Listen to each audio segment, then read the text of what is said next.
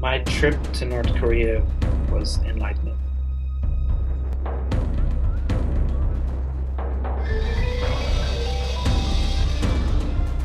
My trip to North Korea was like traveling back in time.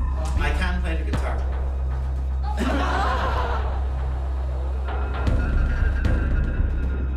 Meine Reise nach Nordkorea war ein Flop.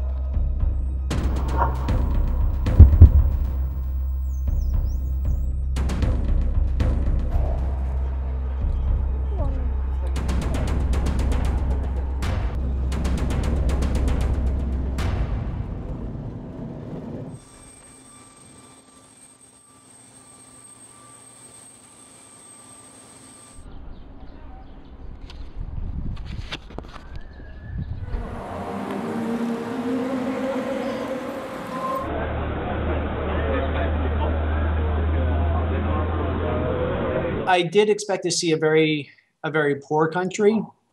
The standard of living there is very low. And I also expected to see a strong propaganda tour. And I did expect them to, essentially to show us the best face of the country.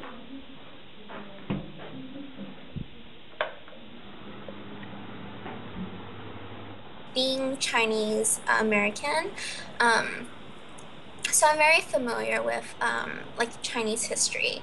So from what I've heard, North Korea is kind of like China 30, 40 years ago.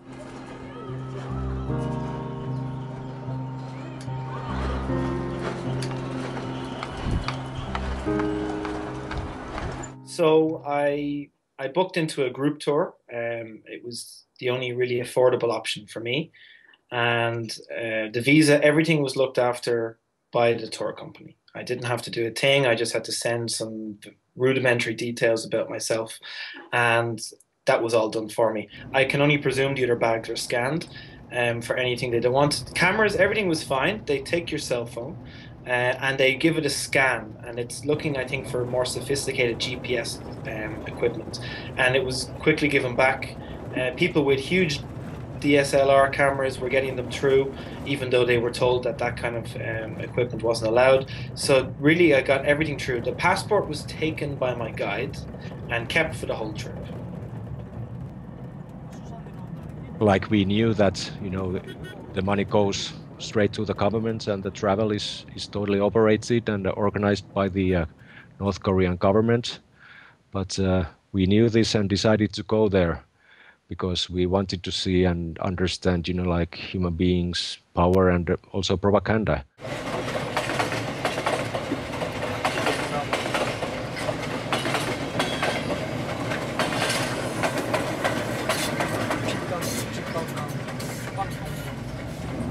I expected to be prevented from taking a lot of pictures in a lot of areas. There are very few places that I was not allowed to take pictures. I would say I was allowed to photograph 95% of my tour.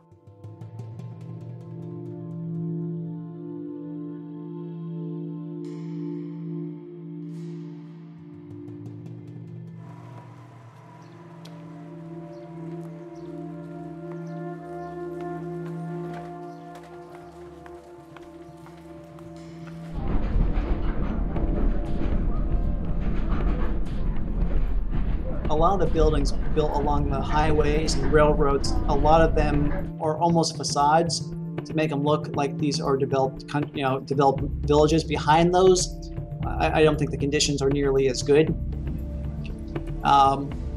Most of the population lives in the countryside. The regions that we were driving through are still considered the very fertile regions. People are relatively better off. We would not go to areas which are hit by famine at this point.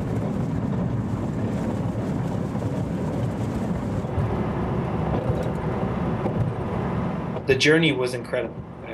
Along the way, we could see very old styles of farming. I know nothing about farming myself, so I can't say what a new style is, but it didn't look modern whatsoever. A lot of people who, didn't seem dressed that well, didn't seem wealthy. They looked like they lived hard lives. And yet it didn't look like you were driving past poverty. It definitely looked like this is a normal everyday.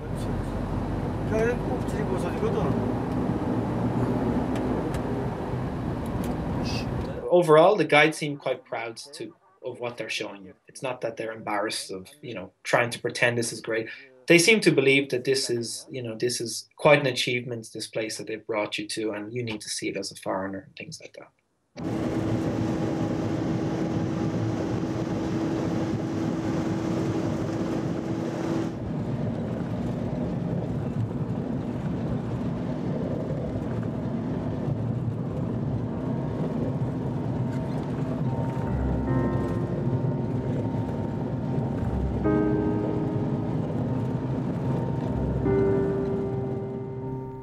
Was immer wieder in den Städten auffiel, dass Leute irgendwo auf irgendwelchen Grünflächen hocken und irgendwas in der Erde suchen.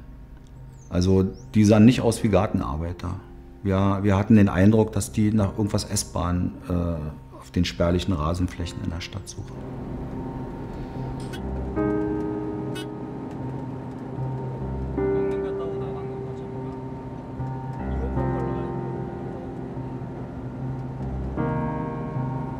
Es gibt Kontrollpunkte, immer am Stadtrand irgendwo.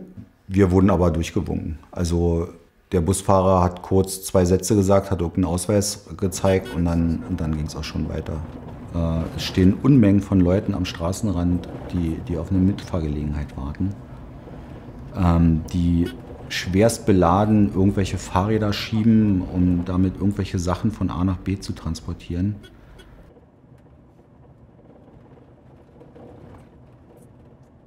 There's not much public transportation. I mean, if soldiers are using these trucks, the local civilians are just walking. And you see 5-year-olds hitchhiking. And you're like, stop, we have an extra seat here, but they won't stop. And it's very strange. You wouldn't see a 5-year-old hitchhiking in any country I've ever been to because, well, for a lot of reasons. But in North Korea, there's still that sense, even though they have all the problems, there is still that sense of security and community.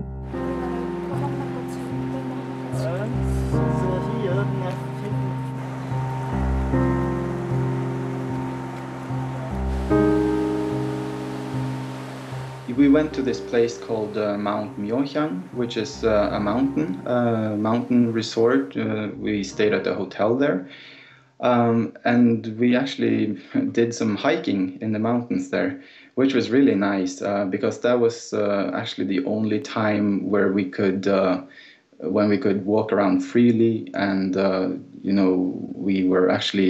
we could go to places where there were no one else around, and we didn't have to stick to our guards or guides all the time.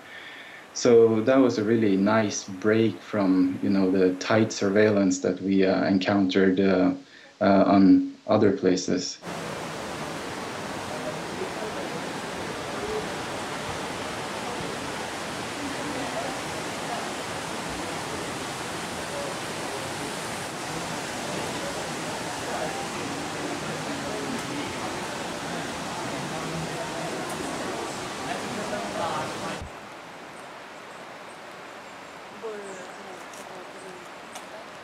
Die Malerei oben ist vom Jahr 1774. In der Mitte mit Lotus verziert und I think officially they say that religion is accepted if you choose to be Christian or Buddhist, that's okay. But I think in practice, I don't think that's the case. viele kleine Glöckchen an jedem kleinen Ecke. They go out of their way to show that there is religious freedom in the country. So we were shown a Buddhist temple where we saw practicing Buddhist monks. And it was a very beautiful and well-kept temple, but it was presented in such a way that it seemed like they wanted you to think that this was the norm rather than the exception.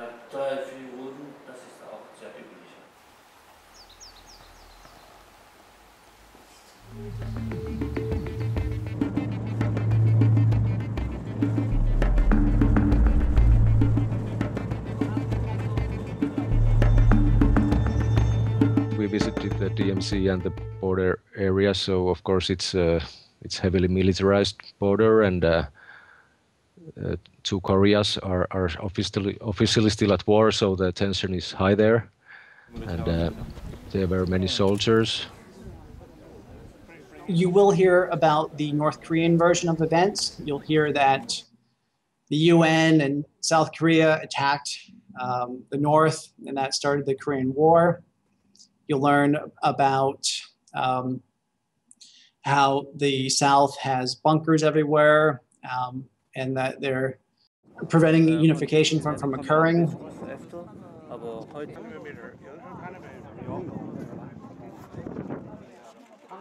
Ständig wurden Kanonen abgefeuert. Also da muss irgendwo in der Nähe eine nordkoreanische Artilleriebatterie gestanden haben und hat vermutlich mit Platzpatronen ständig Richtung Südkorea geschossen. Es war auch gerade eine ziemlich angespannte Zeit. Da war ja ein bisschen fraglich, ob es da jetzt losgeht oder nicht. Der Vortrag an sich war für uns uninteressant, weil es war wieder nur das Ding, der große Kim hier, der große Kim dort. Was natürlich betont wurde, auch die Gräueltaten der Südkoreaner und wie heroisch halt die Nordkoreaner gekämpft haben in diesem Krieg.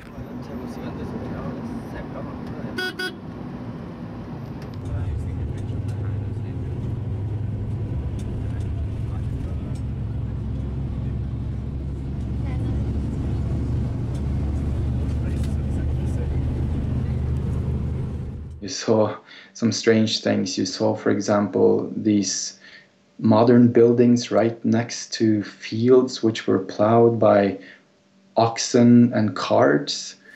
So it was just a mix of, new and old.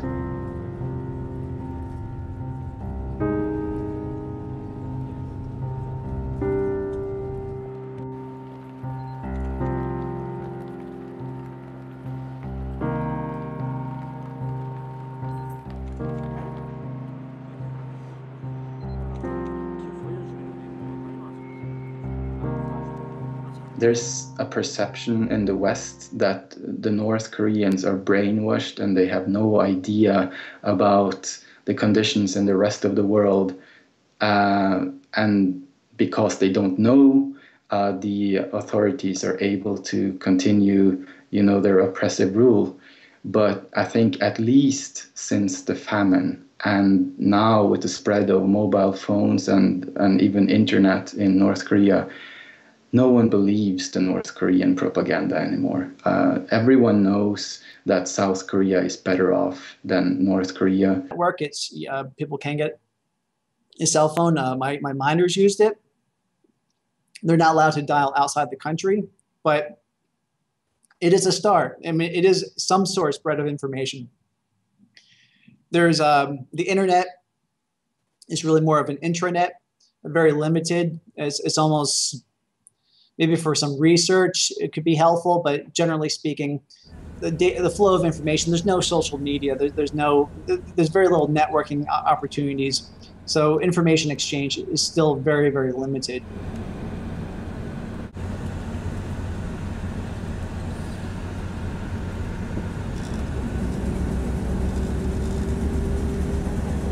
When I was there, it's not that you get brainwashed, but I think you can at least understand a little bit better how it's possible that if you've been told these people love you and care for you and have worked hard for you to live in a prosperous country all your life, and you see them everywhere and they're always smiling in photographs and their statues are happy and arms are usually out embracing.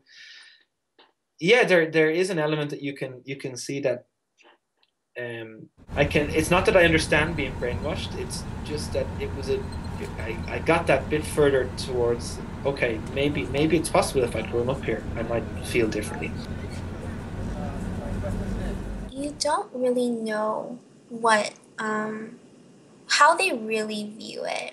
Like you're not really sure because you hear a lot of things in North Korea that you obviously know is not the truth. I think half the time, like I think I'm left with more questions than answers.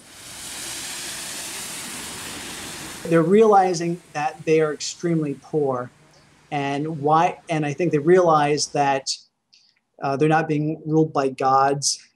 They're being ruled by men who may not have their best interests in mind. The problem is that you'll not hear any discussions critical of the government. You'll never hear that because that's essentially suicide. If information like that got out, it would be dire for themselves and their family.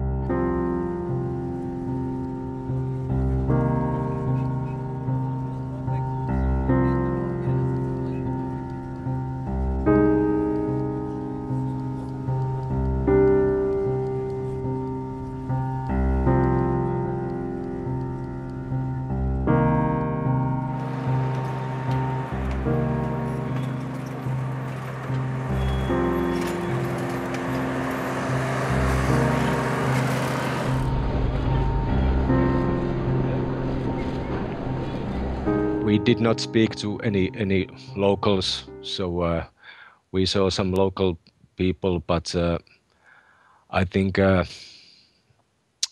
were not so very much interested in us, and also we thought that sometimes it was like a setup, and it was like a conducted play that we were just taking part of.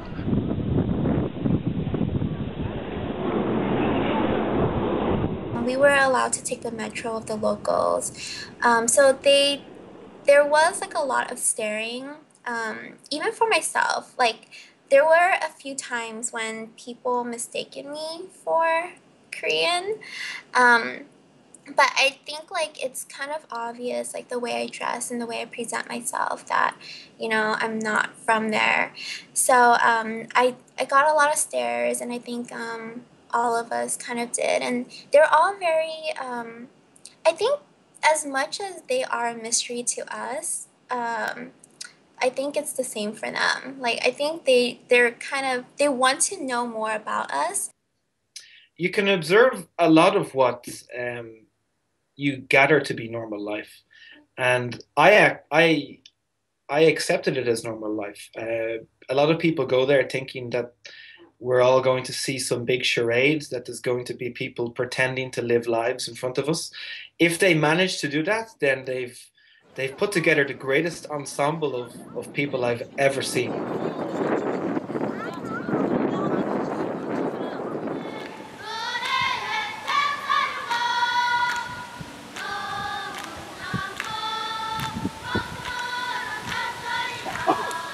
Don't know why, but I was in Beijing and I bought some tennis balls.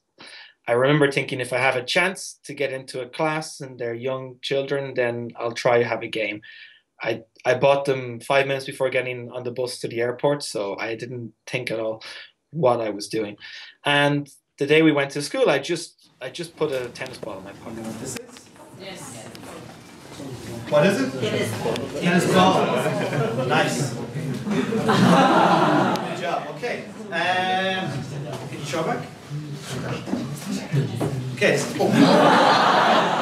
how it works. Okay. So I'm going to throw the ball to you, and I want you to tell me something that you can do. So I'm going to start. I can play the guitar. I can play the guitar.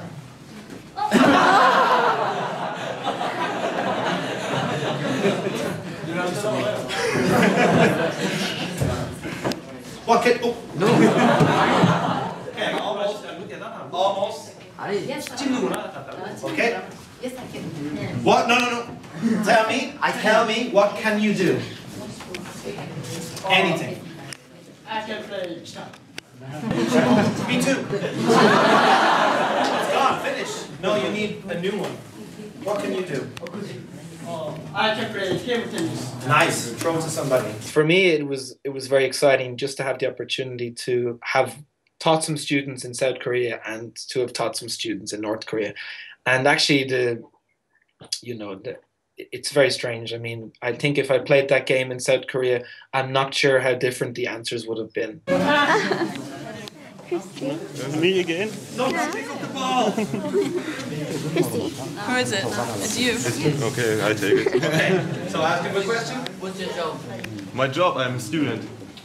Oh, same job. Okay, everybody's going to throw the ball, maybe last time, because this will go on forever. So, get ready, turn around, choose a student and throw.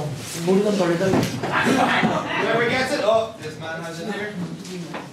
Oh, he's got none, okay. So, ask your question. Do you have a pet? A pet, do you have a pet? No, I haven't. Okay. Okay, very nice. Okay. Okay, I think that's the end of the class, guys. Thank you very much.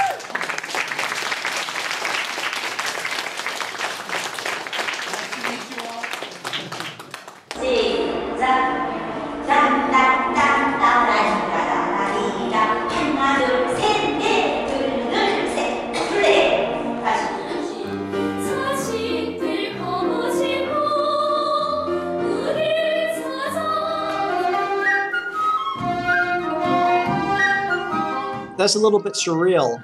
And I think it's very unfortunate that a kid is subjected to that level of brutal training. They probably don't have much of a childhood. I would suppose they might practice 8 to 10 hours a day on one instrument. And I just don't think that's very healthy.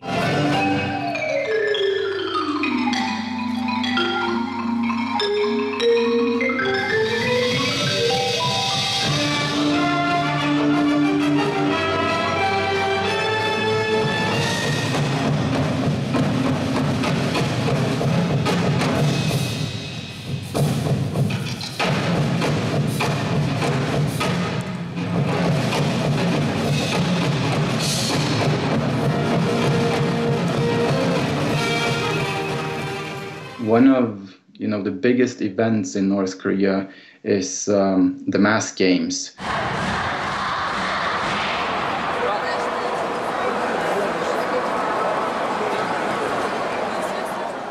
The first thing we saw when we arrived in Pyongyang was, hundreds and hundreds, if not thousands, of school children lined up in parks and in the streets, and they were drilling, they were practicing for these mass games. So yeah, for hours and hours on end after school, and their instructors were shouting instructions at them with loudspeakers, and they were doing all kinds of things, from jumping through rings to dancing to taekwondo moves. So, and they were just practicing for hours and hours until their moves stuck to perfection. Essentially, they have a Mangu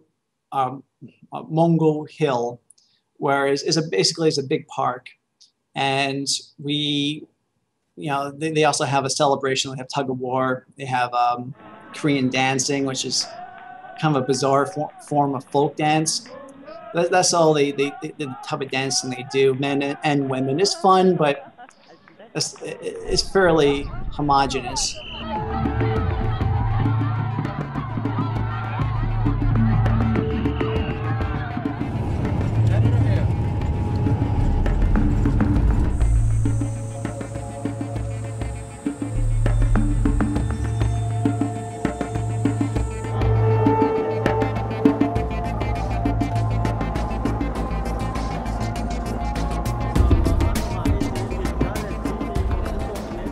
Also die U-Bahn, das sind die alten U-Bahnen, die so zu Wendezeiten durch Westberlin gefahren sind. Grüne Sitzbänke, Holz getäfelt. Und ich dachte, boah, dass ich so eine U-Bahn nochmal sehe. Hätte ich ja nicht gedacht. Die sind umlackiert, die sind nicht mehr gelb, sondern die sind jetzt irgendwie oben grün, unten rot.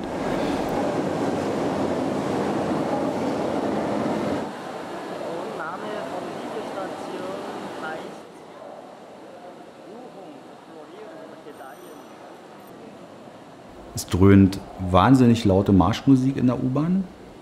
Und das Witzige ist, neben den Türen gibt es ja immer so diese Werberahmen, wo früher Werbung drin hing, die waren leer. Also offenbar haben die Nordkoreaner überhaupt nicht gerafft, wofür diese Rahmen da sind. Wäre eine prima Position für Propaganda, aber wird von den Nordkoreanern offenbar nicht genutzt. There's very little in terms of modernization. I mean, the whole country is falling apart. Anything that you see for modernization is just a pet project, maybe at one apartment building, which is going to get a lot of media attention. There's nothing modern about North Korea. But I think somewhere along the way, they just didn't progress as fast as the other developed countries. So, like a lot of what you see, it's like what you see in the 1970s. On average, every month the average salary is €1 for North Korean, and in Pyongyang, because it's a capital, they make €10 from what I was told.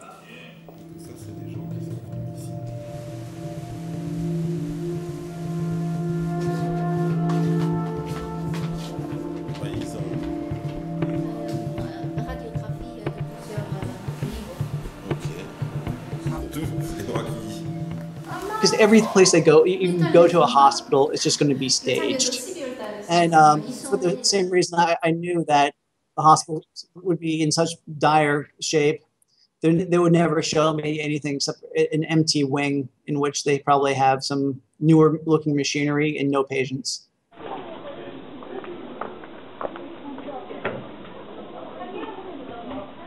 I was the last person in the first person in one of my groups to come out of a shop, and one of the guys was there, and I kind of asked, could she bring me into a shop across the street?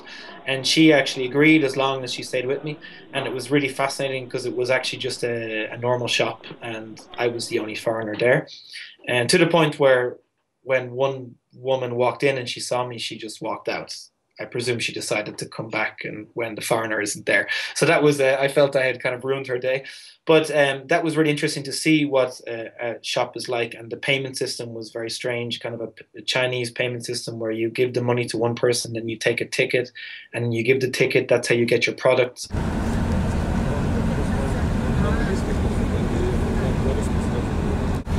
The food distribution system broke down during the famine years in the mid-90s, and it hasn't recovered. So the only way North Koreans can get a hold of, necessities, food and clothes, and just the pure essentials, is to trade on the black markets, which are by law illegal, but the government, in lack of a better alternative, tends to look through their fingers and actually allow these black markets to run their business.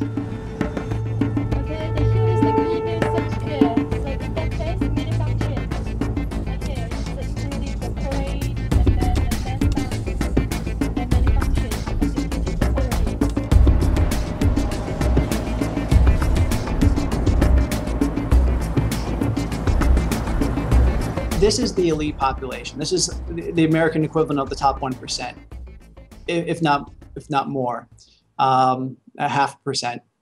So these people are better fed, they're better educated, they have houses, homes. They're going to be a little bit happy.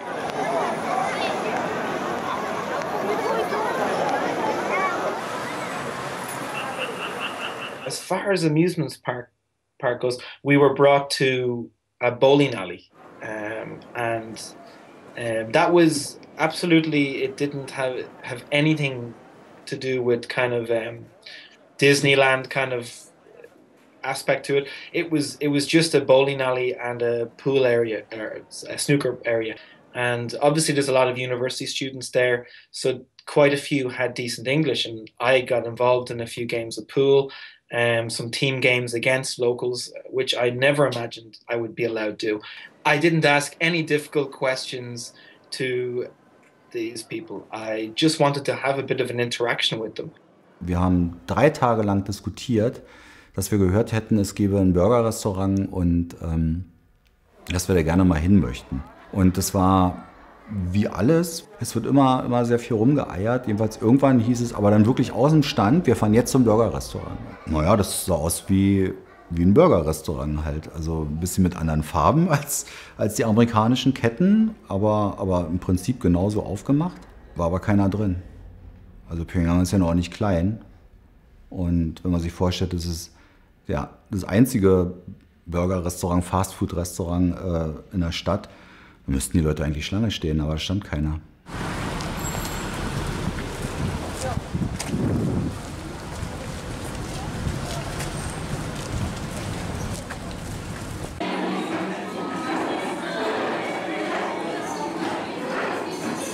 The food was really great, actually, and you felt kind of bad because you're eating all this great food, and you heard and you've read about the famine in the 90s, and North Korea is still not completely recovered from that.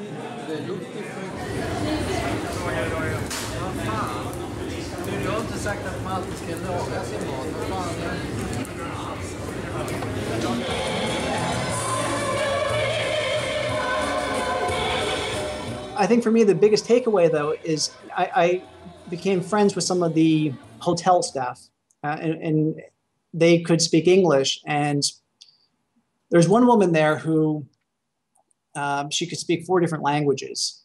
She was bright and funny and engaging, but she essentially was a waitress, and that's all she will ever be in that system. She can't run her own business. She can't decide to go to medical school, become a doctor, become a writer, a philosopher. She's a waitress.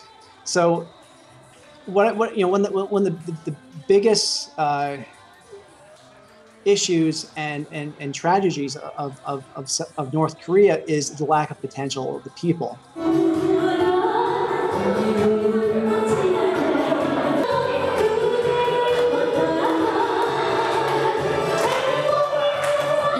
See a lot of the culture that's in North Korea. Like having traveled to South Korea, you see that a lot of tradition is still preserved in North Korea, and it's kind of nice to see that. 今ビリヤードっていますね。 내가 한 잔 좀 올립시다. 예. 고맙습니다. 자, 오시죠. 자, 하나 좀 주십시오. 내가 올립시다. 자, 들고 합시다. 들고. 자. 자, 건강하십시오. 예. One time we went out drinking in this tiny bar in Kaesong. Our North Korean guide, he had been chatting with us all night, and then he decided to go back to his hotel room and go to bed. So he just got up and then he said, I remember this very clearly, he said, okay, the North Korean spy is going to bed, so you can talk freely now. So that just stuck with me because it shows that, he has a very clear idea about our stereotypes about North Koreans.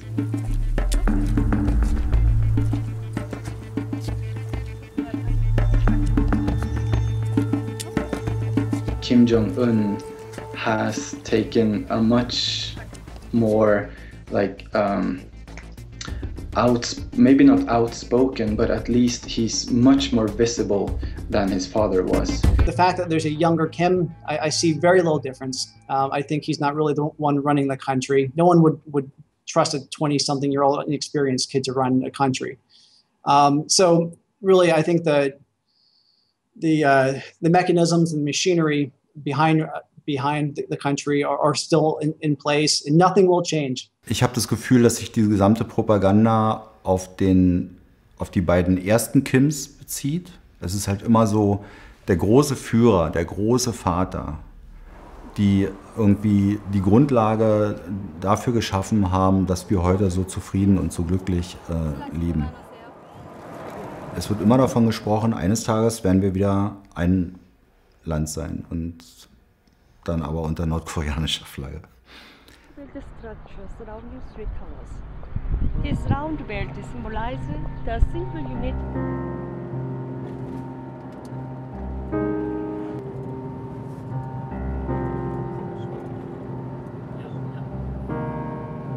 It's quite barren.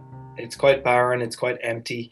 The streets are massive, and the houses, the apartments are.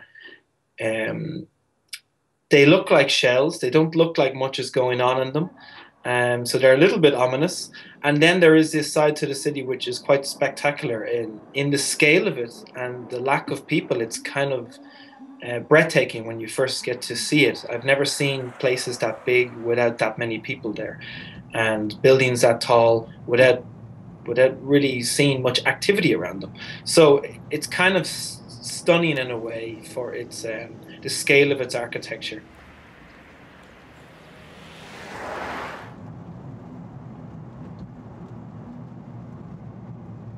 Man fühlt sich halt immer sehr gegängelt und unfrei. Und ich habe das in der DDR schon so empfunden, aber bei Weitem nicht so, wie ich es in Nordkorea empfunden habe. Das ist schon eine Erfahrung, die ganz knapp unter Gefängnis rangiert. You realize that you kind of only have one opportunity to meet the people there. It's the only place in the world that I've traveled to where I can't actually say, see you later.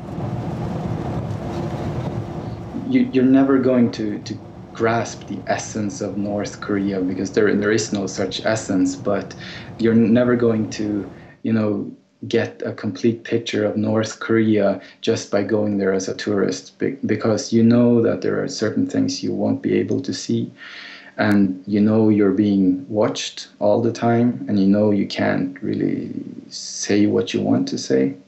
But I still think it's important that people go there and that people try as best as they can to, just communicate and relate with.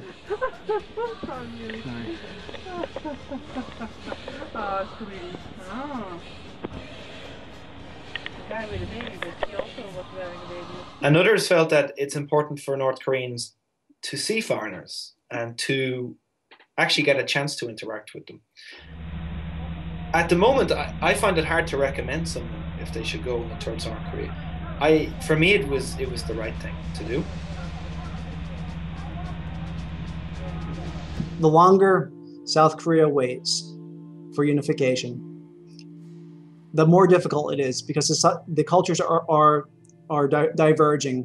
They have the same language, the same food, but there's such a difference now in the level of education and nutrition and intelligence and health and in culture that essentially now is an entirely lost generation. It might take 2 generations before North Korea could ever better integrate into a South Korean type of society. It is urgent that this has to happen soon. If it doesn't happen soon, then I'm not sure what might happen. It might stay 2 countries. Hopefully things will get better and slowly improve within North Korea.